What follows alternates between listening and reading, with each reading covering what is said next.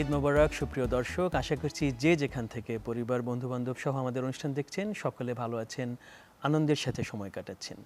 আমরাও সুরক্ষায় প্রতিদিনে আপনাদের সাথে কিছুটা আনন্দ শেয়ার করার জন্য হাজির হয়েছি। আমাদের আজকে এই যে বিশেষ আয়োজন, সেখানে একজন বিজ্ঞানী দম্পতিকে আমরা আমন্ত্রণ জানিয়েছি। আমরা ঈদ উপলক্ষে খুব গভীর কোনো আলোচনায় যাব না, আনন্দ আড্ডায় আপনাদের সাথে আমাদের জীবনের এবং বিজ্ঞানী দম্পতির জীবনের বিশেষ কিছু মুহূর্ত আপনাদের সামনে তুলে ধরব। আমন্ত্রণ জানাচ্ছি আমাদের স্টুডিওতে ডাক্তার শাহরিয়ার আহমেদকে। তিনি deputy chief off party, USAID alliance for combating TB in Bangladesh, infectious disease division, ICDDRB, এবং তিনি সহকারী scientist ICDDRB. Doctor Shahriar Ahmed, স্বাগত জানাচ্ছি আমাদের অনুষ্ঠানে। ধন্যবাদ। আমাদের সাথে আছেন ডাক্তার কামরুন নাহার কলি। তিনি মানসিক স্বাস্থ্যকর্মী ও গবেষক, সহযোগী সায়েন্টিস্ট আইসিডিডিআরবি, এবং তিনি প্রতিষ্ঠাতা উইমেন সাপোর্ট ইনিশিয়েটিভ ফোরাম। দুজনকে একসাথে আমন্ত্রণ জানাচ্ছি। আমাদের আজকের আলোচ্য বিষয়ে জনস্বাস্থ্য এবং মানসিক স্বাস্থ্য গবেষণা বিজ্ঞানী দম্পতি দুজনই কাজ করছেন একসাথে এবং বাংলাদেশকে গবেষণা এগিয়ে নিচ্ছেন। আমাদের জন্য খুব আনন্দের বিষয়। ডাক্তার কামরুন নাহার কলি, আপনাকে আলাদা করে একটু অভিনন্দন জানাই, কারণ সম্প্রতি ইউকে অ্যালামনাই অ্যাওয়ার্ড সেটি আপনি পেয়েছেন। আমাদের ব্রিটিশ কাউন্সিল সেই অ্যাওয়ার্ডে আপনাকে ভূষিত করেছে, সে কারণে আলাদা করে অভিনন্দন জানাই।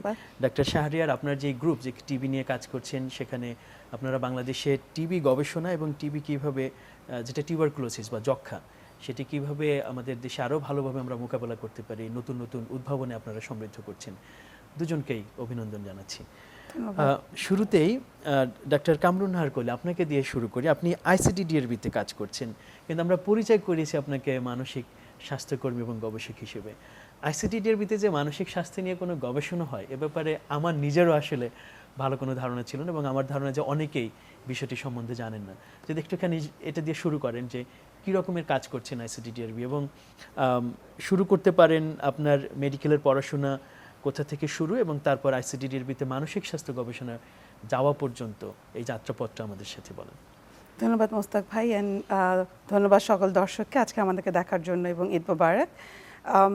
আপনি ঠিকই বলেছেন মোস্তাক ভাই যে আমরা আইসিডিডিআরবিতে যে মানসিক স্বাস্থ্য নিয়ে কাজ করা হয় সেটা আসলে অনেকেই জানি না আমরা, কারণ মানসিক স্বাস্থ্য ব্যাপারটা বরাবরই অনেক অজানা আমাদের সাধারণ জনগণের কাছে। আমি যখন পড়াশোনা শেষ করার পরে 2009-এ যখন আমি এমবিবিএস শেষ করি, তখন যেটা হয় যে বাংলাদেশে সবাই আশা করে যে আমরা সরাসরি রোগীর সাথে কথা বলবো, রোগী দেখব, ক্লিনিশিয়ান হব। বাংলাদেশে তখন আমি যখন 10 বছর আগের কথা বলছি, যে গবেষণার বিষয়টা কি, গবেষণার ব্যাপারটা কি, সেটা আসলে এত জানা ছিল না সবার মাঝে। ইভেন কারণ একটা মেয়ে যখন গবেষক হয়ে উঠতে চায়, ক্লিনিশিয়ানও যদি হতে চায়, তার ফ্যামিলি সাপোর্টটা ইজ ভেরি ইম্পর্ট্যান্ট। তো তখন যেটা হয় যে আমি শুরু থেকে যখন আমি পাবলিক হেলথ কমিউনিটি মেডিসিন বলে আমাদের সাবজেক্ট থাকে, যখন এটা পড়ি, কমিউনিটি মেডিসিন সাবজেক্টটা সবার কাছে খুব একটা কঠিন সাবজেক্ট ছিল, কারণ অনেক ডেফিনেশন মুখস্থ করতে হতো। ইটস অল অ্যাবাউট মানে wash and hygiene and sanitation, এসব নিয়ে পড়ানো হতো। বা তখন আমার কাছ থেকে খুব ভালো লাগতো যে WHO-তে যে প্রোগ্রামগুলো হতো, যে আমার একটা সাধারণ একটা প্রোগ্রাম দিয়েই অনেক মানুষকে আমি একসাথে রিচ করতে পারছি এবং অনেককে একসাথে সাহায্য করতে পারছি। তখন তোমার মনে হতো যে আমি আসলে একজন বিজ্ঞানী হতে চাই। আমাকে যদি কেউ জিজ্ঞেস করতো যে তুমি কি হতে চাও, আমি জানি না কেন সবসময় বলতো আমি একজন বিজ্ঞানী হতে চাই। কিন্তু মেডিকেলে পড়ার পরে তো আসলে বিজ্ঞানীর পথটা হওয়া একটু ডিফিকাল্ট। এবং যাই হোক, তারপরে যখন আমি 2013-তে, আমার এখন 11 বছর চলছে আইসিডিডিআরবিতে, আমি যখন জয়েন করলাম, আমি ছিলাম নন কমিউনিকেবল ডিজিজ ডিপার্টমেন্টে। 11 বছর আগে তখনও বাংলাদেশে প্রায়োরিটি ছিল মায়েদের স্বাস্থ্য, পুষ্টি নিয়ে গবেষণা, যক্ষ্মা নিয়ে গবেষণা, বা আদার সংক্রামক ডিজিজ নিয়ে। তো তখন আমার ডায়াবেটিস, ক্যান্সার বা হাইপারটেনশন, যে মেজর নন কমিউনিকেবল ডিজিজগুলো ছিল, তো তাদের সাথে কাজ করার সুযোগ আমার হয়েছিল। এবং আমরা কাজ করতাম আমেরিকার NIH, national institute of health, ওদের সাথে কাজ করতাম। তো আমাকে পাঠানো হয়েছিল বাংলাদেশের বিভিন্ন বড় বড় বস্তিগুলোতে, যখন আমি রিসার্চ ফেলো ছিলাম, যে যাদের long standing hypertension, diabetes, cancer, COPD, তাদের মাঝখানে তাদের ওয়েলবিংটা কেমন।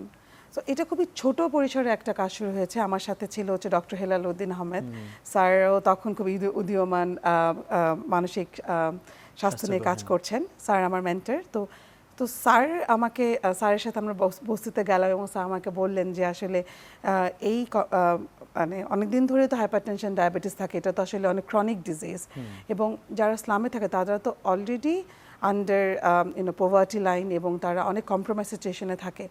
তো আমার সুযোগ হয়েছিল 2000 মানুষের সাথে কথা বলার বিভিন্ন বস্তিতে, যেমন আমার মনে আছে মানিকনগর, ধলপুর, করাইল বস্তি, তাদের সাথে কাজ করার। এবং আমি যে দেখলাম যে তাদের মাঝখানে আসলে তাদের ওষুধ কেনার টাকা নাই, তাদের হেলথ কেয়ার সিকিং বিহেভিয়ার খুবই খারাপ এবং তাদের প্রপারলি মানে রেস্ট করার বা প্রপারলি যে লাইফস্টাইল যে মেনটেন করা সেটা করার সুযোগ নাই এবং তাদের সবারই আসলে কোনো না কোনো ধরনের আন্ডারলাইং মানসিক স্বাস্থ্য সমস্যা আছে বা তারা আসলে জানে না যে তাদের আসলে মানসিক স্বাস্থ্য সমস্যা আছে এবং কোথায় যেতে হবে।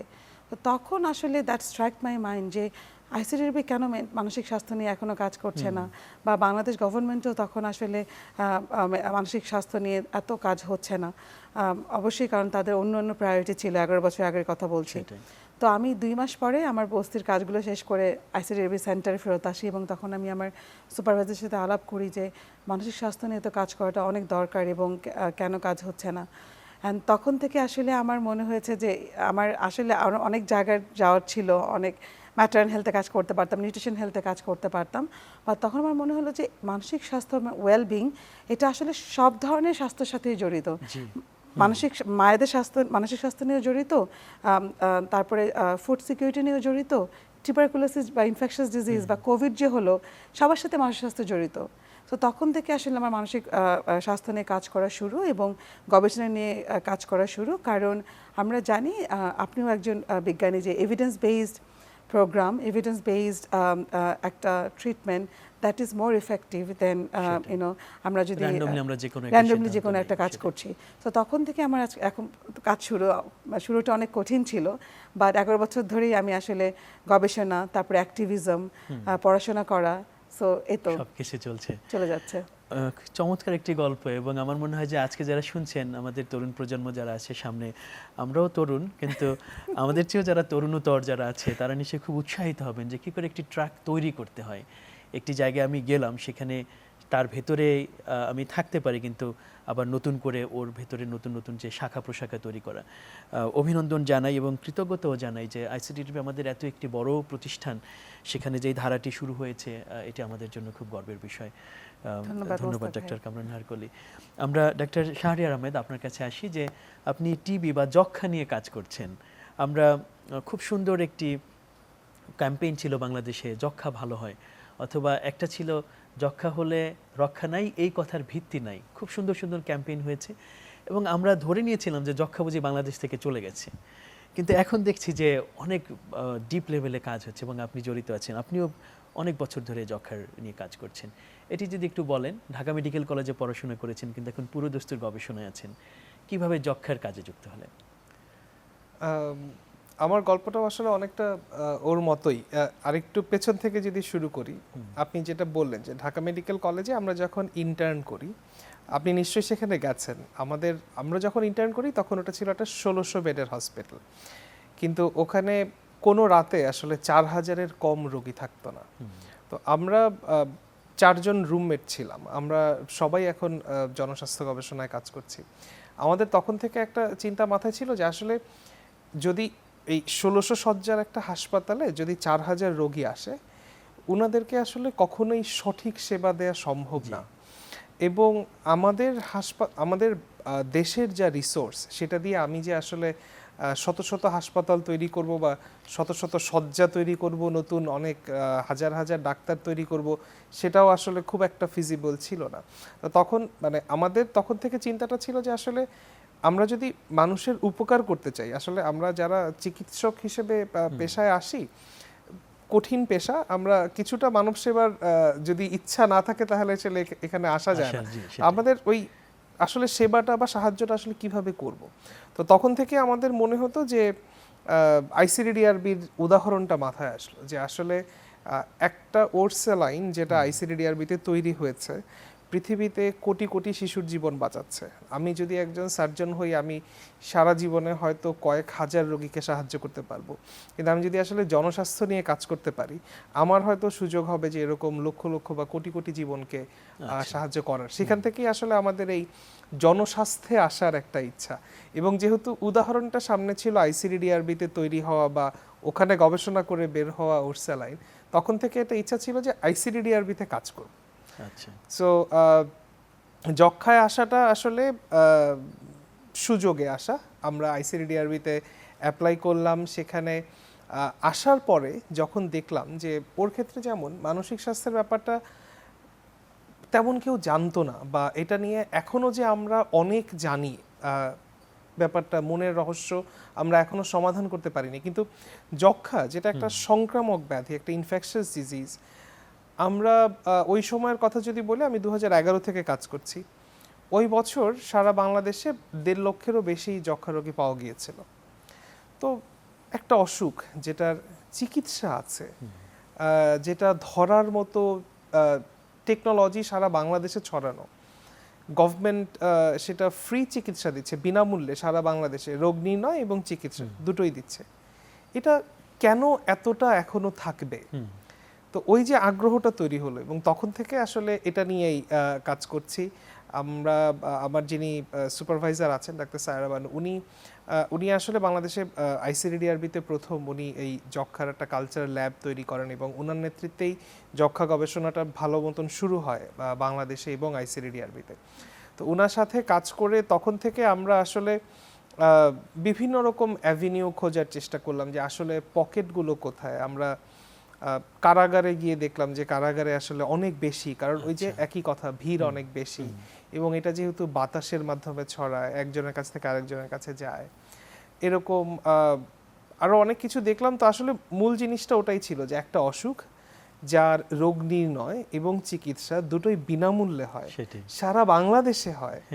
তারপরও আমি গত বছরের কথা যদি বলি, 3,11,000 রোগী বাংলাদেশে পাওয়া গিয়েছে। আরো বেড়েছে তাহলে যখন শুরু করেছিলে তারপর থেকে? তখন থেকে, তখন ধারণা করা হতো যে তখনও আসলে 3.5 লক্ষের বেশি রোগী বাংলাদেশে থাকার কথা, কিন্তু তখন আমরা ডিটেক্ট করতে পারতাম না। এখন আমরা অনেক বেশি ডিটেক্ট করতে পারছি, কিন্তু ডিটেকশন করেই যাচ্ছি, ডিটেকশন বাড়িয়ে যাচ্ছি। তো একটা যদি ইনফেকশাস ডিজিজ হয়, আমি যখন সবাইকে ডিটেক্ট করতে পারবো, তখন এটা নিশ্চয়ই আস্তে আস্তে কমে আসবে, এ আর ছড়াবে না।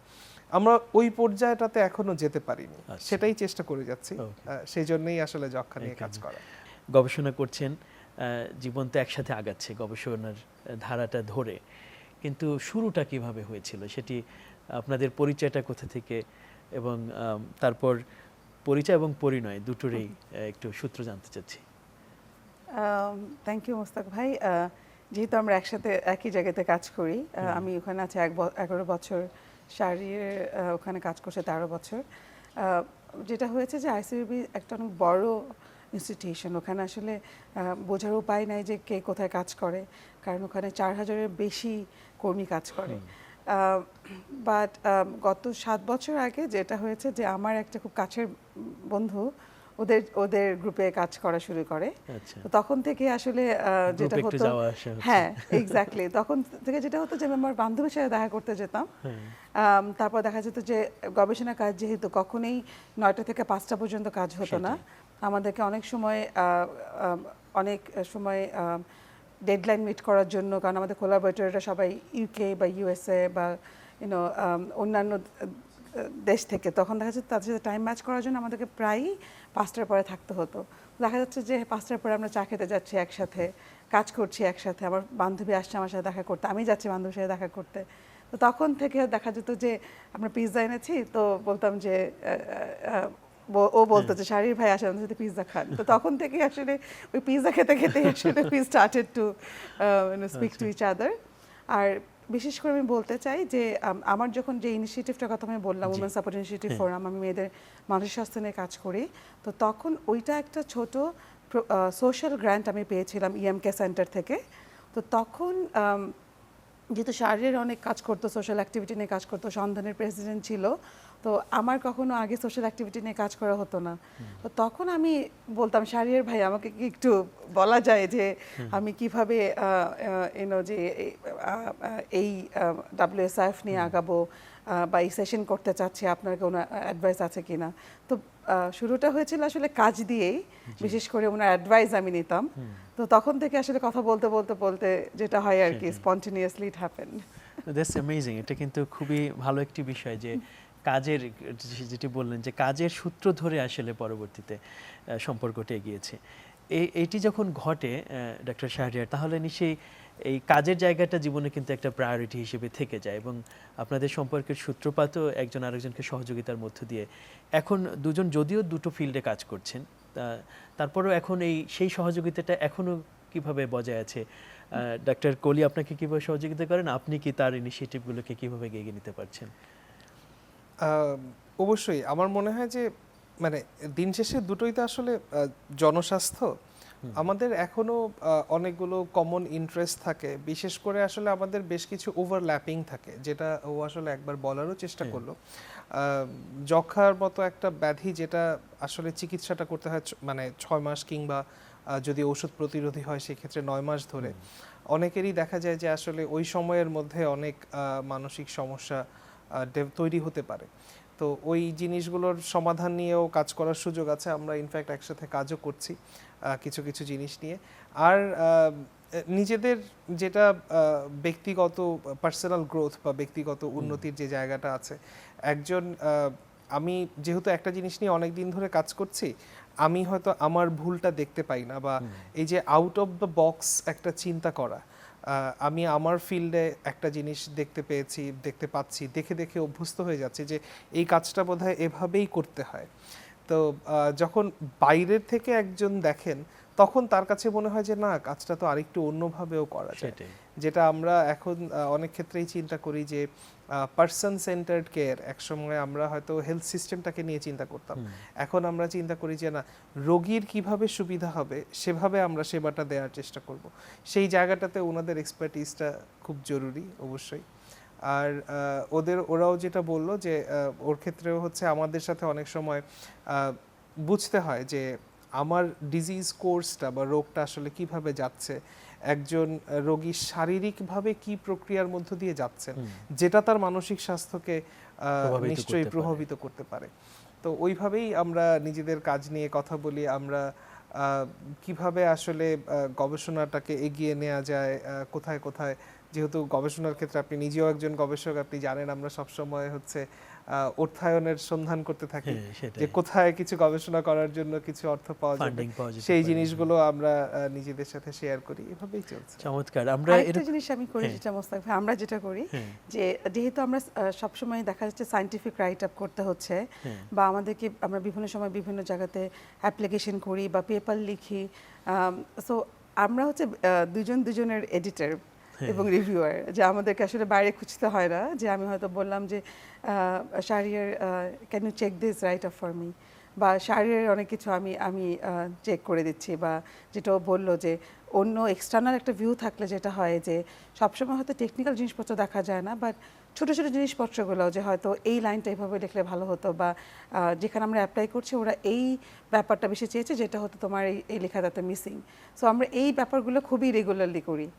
আচ্ছা, এটা একটু বেশি চিজি প্রশ্ন হয়ে যাবে, কিন্তু তারপরও বলি যে এই যে সহযোগিতা যেটা থাকে, কখনো কখনো কিন্তু হাজব্যান্ড ওয়াইফ হিসেবে একটা মনোমালিন্য হতে পারে, রাগ অভিমান হতে পারে, সেটা যখন হয় তখন কি কাজের সূত্র বজায় থাকে? মানে কাজ কি তখন আবার কাছে আসতে সহায়তা করে মান ভাঙাতে, নাকি তখন আচ্ছা তোমার সাথে আজকে রাগ, সুতরাং আমি আজকে পেপারও দেখবো না, এরকম ঘটে? এটা নাকি উল্টাটা হয় আসলে, যে কাজের কারণে দেখা যাচ্ছে যে তাড়াতাড়ি মানটা ভাঙতে হয়তো 2 দিন লাগতো, কিন্তু এটা এখন 2 ঘন্টায় ভাঙতে বাধ্য হয়েছে? ইনফ্যাক্ট সেটাই, বিকজ দেখা যাচ্ছে যে এটা আমাদের কাজগুলো তো ডেডলাইন সেন্সিটিভ, যে হয়তো আমাদের 10 তারিখে একটা অ্যাবস্ট্রাক্ট সাবমিট করতে হবে বা একটা অ্যাপ্লিকেশন সাবমিট করতে হবে, তখন হয়তো দেখা যাচ্ছে যে ইভেন আমরা আমাদের দুজনের সাথে হয়তো কথা বলছি না, জি। বাট আমরা হয়তো ওইটা রিভিউ কাজটা করে কিন্তু ঠিকই করে ইমেল করে দিচ্ছি। দিচ্ছি। হ্যাঁ, হয়তো আমাদের ডিরেক্টলি কথা বলা হচ্ছে না, বাট আমরা ইমেলের মাধ্যমে যোগাযোগ করে ফেলছি। যে আচ্ছা। ওইটা আমরা সবসময় বজায় রাখি। সেটাই, এটি খুব গুরুত্বপূর্ণ একটা বিষয় আসলে। এবং আমার ধারণা যে দাম্পত্য জীবনের যেটা হয় পারিবারিকভাবে আমরা যখন একসাথে থাকি তখন এই জায়গাগুলো খুঁজে বের করা তো একটা গুরুত্বপূর্ণ ইস্যু। আপনারা দুজনেই কিন্তু বাইরে পড়াশোনা করেছেন, আপনি একসময় এখনও বাইরে আছেন, এবং ডক্টর শাহরিয়ার আপনি কেমব্রিজ বিশ্ববিদ্যালয় থেকে পড়াশোনা শেষ করে এসেছেন। আমাদের তিনজনের মধ্যে একটি মিল আছে, আমরা তিনজনে ইউকেতে পড়াশোনা করেছি। তো সেই ক্ষেত্রে বাইরের পড়াশোনাটা বাংলাদেশে যে কাজগুলো করছেন কিভাবে সহযোগিতা করেছে? আমি প্রথমে ডক্টর শাহরিয়ার আপনার কাছে একটু শুনতে চাই। ধন্যবাদ। আসলে ওই যে যেটা বললাম যে আমি তো আসলে অনেক দিন ধরে একটা জায়গায় আবদ্ধ ছিলাম। আমি যখন ওই অতি সম্প্রতি 2022-এ আসলে আমি কেমব্রিজ বিশ্ববিদ্যালয়ে যখন গেলাম, আমাদের তখন যেটা হলো যে আসলে মাল্টিডিসিপ্লিনারি একটা এক্সপোজার, যে আমরা আসলে অনেক কিছু দেখলাম। এবং এখানে মানুষ আসলে আমরা একভাবে একটা জিনিস চিন্তা করছি, ওরা হয়তো অন্য অনেকভাবে চিন্তা করছে। আমরা সেখান থেকে নতুন নতুন ধারণা নেয়া, শুধু যে মানে ওই বৈজ্ঞানিক গবেষণা বা পড়ালেখার জায়গাটা শুধু সেটাই না। আমার কাছে মনে হয়, আপনি অক্সফোর্ডে ছিলেন, আপনি নিশ্চয়ই সেটাও অ্যাগ্রি করবেন যে আমরা কেমব্রিজে দেখা যেত যে আসলে মানুষ যখন কথা বলছে, যেহেতু প্রায় সবাই, মানে আমি একটা খুব কমন থিম দেখেছি ওখানে, যে ওই জায়গাগুলোতে যারা পড়তে যাচ্ছে তারা সবাই খুব প্যাশনেট নিজের কাজের ব্যাপারে, মানে তারা সবাই পৃথিবীটাকে বদলে দিতে চায়।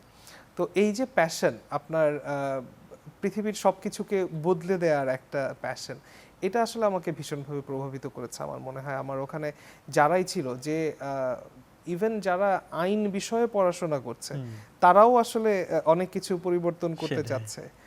মানুষ ক্লাইমেট চেঞ্জ নিয়ে পড়াশোনা করছে। তো সব কিছুতেই ওই যে এই প্যাশনটা, এই যে আমরা আসলে we want to change the world for the better, এই জিনিসটা আমার কাছে মনে হয় যে this is a wonderful learning environment. আমরা হয়তো ওই এক্সপোজারটা না থাকলে এই জিনিসটা আমি অবশ্যই অনেক মিস করতাম। সো ওইটাকে এখন বাংলাদেশে এসে কিন্তু কিছু ধারণা, নতুন একটা উদ্দীপনা, নতুন চিন্তা ভাবনা সবকিছু এখানে এখন ইমপ্লিমেন্টেশন। অবশ্যই আমি সেটা চেষ্টা করছি।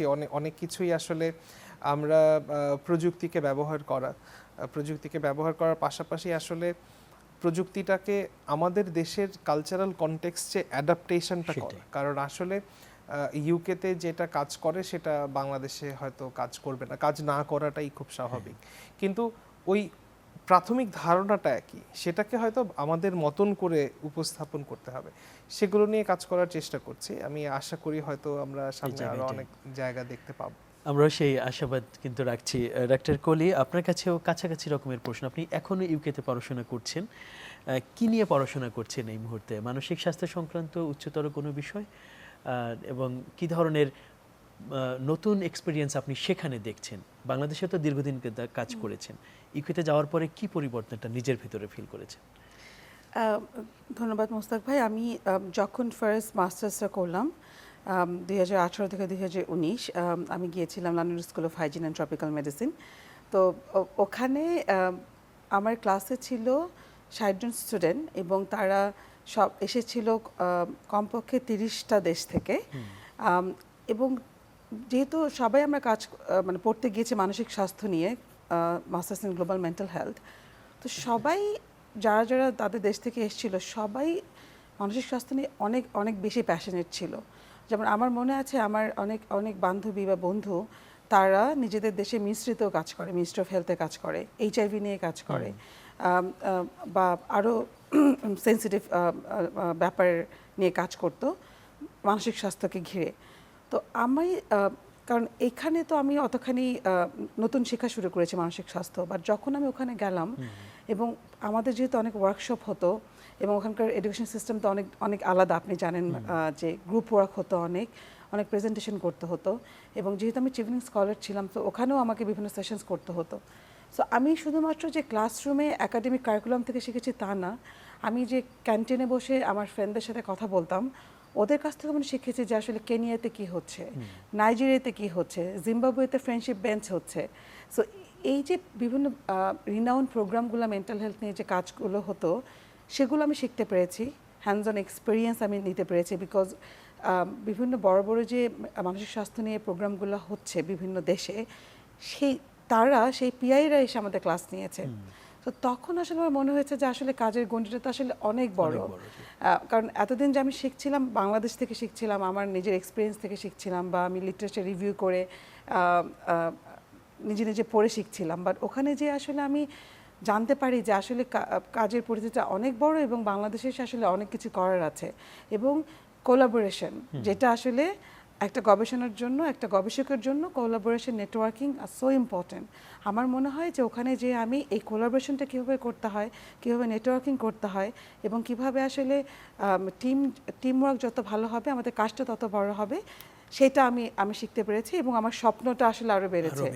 এবং আমি যখন ফেরত এসেছি, ঠিক কোভিড যখন শুরু হয়েছে তখন আমি ফেরত এসেছি, এবং আমার কাছে মনে হচ্ছে যে I was really prepared.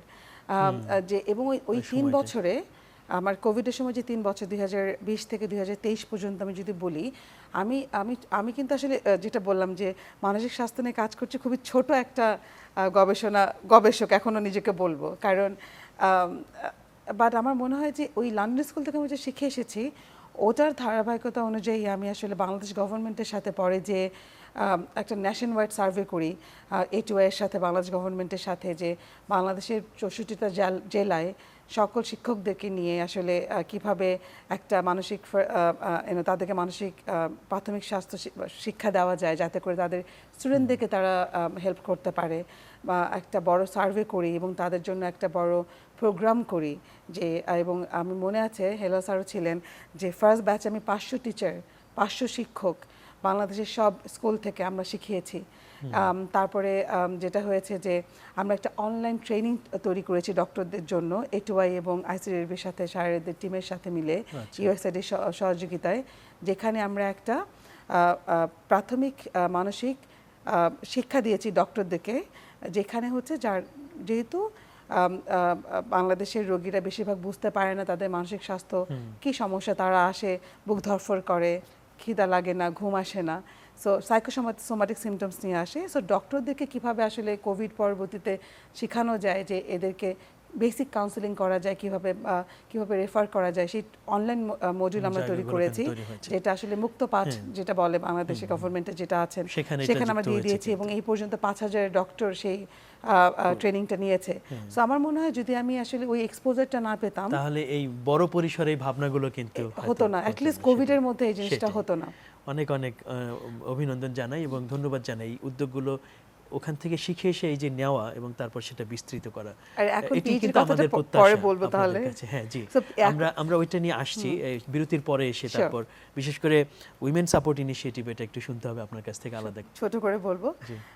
So women support initiative forum WSIF, এটা আসলে ছোট একটা স্মল গ্র্যান্ট EMK থেকে পেয়ে আমি শুরু করেছিলাম 2018 সালে। কারণ যখন আমি গবেষণা শুরু করি মানসিক স্বাস্থ্য নিয়ে 2014 সালে, তখন আমি ছোট ছোট করে ফেসবুকে লিখতাম যে মেয়েদের প্রেগনেন্সি পরবর্তীতে সময়ে বা প্রেগনেন্সির সময়ে কী ধরনের সমস্যা হতে পারে, মানসিক স্বাস্থ্য সমস্যা হতে পারে এবং কি করা উচিত, ছোট ছোট জিনিসপত্র লিখতাম। তখন দেখতাম যে মেয়েরা আমার কাছে গোপনে লিখছে যে আমারও এরকম সমস্যা হচ্ছে, বা আমারও এই ধরনের কষ্ট হচ্ছে, আমি আসলে কোথায় যাব, এবং আমি এইটার ব্যাপারে কথা বলতে চাই না, আপনি কাউকে বলবেন না। তখন আমি বুঝলাম যে বাংলাদেশে তো আসলে অনেক একটা স্টিগমা আছে, সোশ্যাল ট্যাবও আছে মানসিক স্বাস্থ্য নিয়ে কথা বলার। এবং গবেষণায় দেখা গেছে বিশ্বব্যাপী সব জায়গাতে যে মেয়েদের মধ্যে বিভিন্ন ধরনের মানসিক স্বাস্থ্য সমস্যা অনেক বেশি, কিন্তু বাংলাদেশে ট্রিটমেন্ট গ্যাপটা মেয়েদের মধ্যেও অনেক বেশি। তারা জানে না কোথায় যেতে হবে, মেন্টাল হেলথ লিটারেসিটা অনেক কম।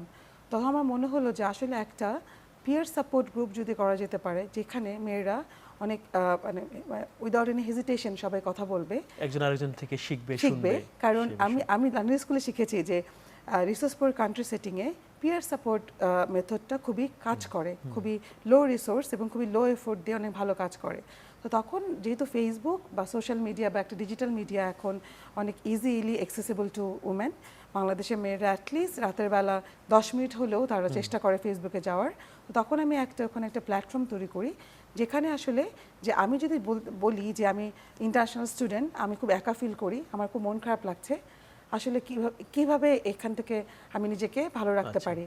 সো আমার মতে আরেকজন যিনি আগে মাস্টার্স করে এসেছেন, পিএইচডি করে এসেছেন, হয়তো উনি আমাকে লিখলেন অ্যানোনিমাসলি যে আপনি একটু বাইরে যান, আপনি সোশ্যাল কানেকশন করেন, আচ্ছা, আচ্ছা। আপনি একটু ঘুরতে যান।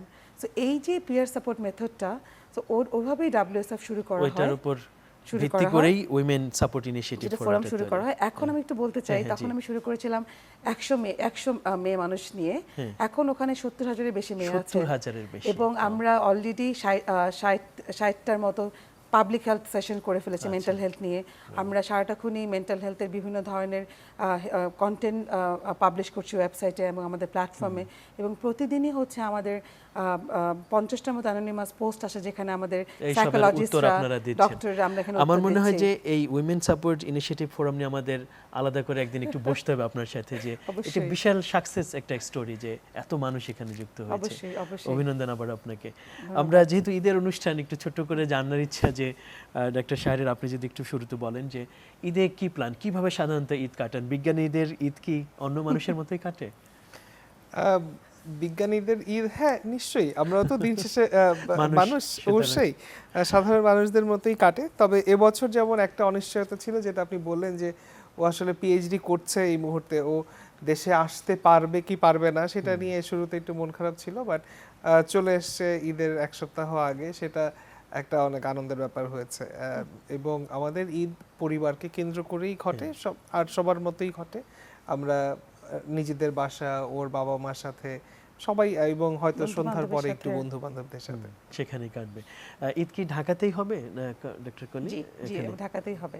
আচ্ছা, আপনাদের দুজনের বাড়ি কি স্থানীয়ভাবে ঢাকাতে নাকি গ্রামের বাড়িতে যাওয়া আসা হয়? গ্রামের বাড়িতে যাওয়া আসা হয়, বাট যেহেতু এখন আমি ইস্টার ব্রেকে এসেছি, আমাদের সময় এত নাই, সো আমরা চাচ্ছি যে আমাদের বাবা মার সাথে বেশি সময়টা কাটাতে, কারণ ও কেমব্রিজে ছিল গত বছর, এবার আমি দেশের বাইরে, সো এবার চাচ্ছি যে বাবা মার সাথেই বেশিরভাগ সময়টা কাটাবো। সেটি আমার মনে হয় সেটাই সবচেয়ে ভালো আনন্দের উপলক্ষ হবে। ছোট্ট করে একটু জানতে ইচ্ছে করছে যে পিএইচডির এখন কোন অবস্থানে আছেন এবং কবে নাগাদ শেষ করে আবার পুরোদস্তুর দেশে ফিরে আসবেন? ধন্যবাদ মোস্তাক ভাই। আমার আসলে ফরচুনেটলি আমার পিএইচডিটা বাংলাদেশে বেস করাই আমার। সো আমার এখন কোর্স ওয়ার্কটা খুব শীঘ্রই শেষ হয়ে যাবে আগামী 3 মাসের মধ্যে। তারপর আমি দেশে ফেরত আসবো, ফেরত এসে আমি আসলে নর্দার্ন রিজনে চলে যাব, রংপুর এলাকাতে চলে যাব, ওখানে আমার ডেটা কালেকশন হবে। আমি কাজ করছি এবার আরও ইন্টারেস্টিং টপিক নিয়ে। আমি কাজ করছি যাদের লেপ্রোসি আছে, লিমফেটিক ফাইলোরিয়াসিস আছে, কুষ্ঠ রোগ বা গোদ রোগ, তাদের মানসিক স্বাস্থ্য নিয়ে আমি এবার কাজ করছি। তো আমার পুরোটা কাজই হবে ওদেরকে নিয়ে। বাংলাদেশেই হচ্ছে। হ্যাঁ, আমরা তাহলে খুব ভালো হলো, আপনি গবেষণার ডিগ্রিটা আপনি ইউকে থেকে নিচ্ছেন, কিন্তু আমরা বাংলাদেশ উপকৃত হচ্ছে আপনার গবেষণার মাধ্যমে। দুজনকেই, ডক্টর শাহরিয়ার আহমেদ, ডক্টর কামরুন নাহার কলি, অনেক কৃতজ্ঞতা জানাচ্ছি ঈদের সময়টুকু আমাদের সাথে শেয়ার করার জন্য, এবং ভবিষ্যতে আবার আপনাদের সাথে যুক্ত হব।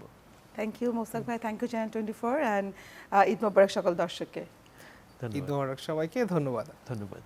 দর্শক, শেষ করছি ঈদের এই বিশেষ আয়োজন। আমাদের সাথে ছিলেন গবেষক বিজ্ঞানী দম্পতি ডক্টর শাহরিয়ার আহমেদ, ডক্টর কামরুন নাহার কলি, একজন যক্ষ্মা নিয়ে গবেষণা করছেন এবং আরেকজন মানসিক স্বাস্থ্য গবেষক।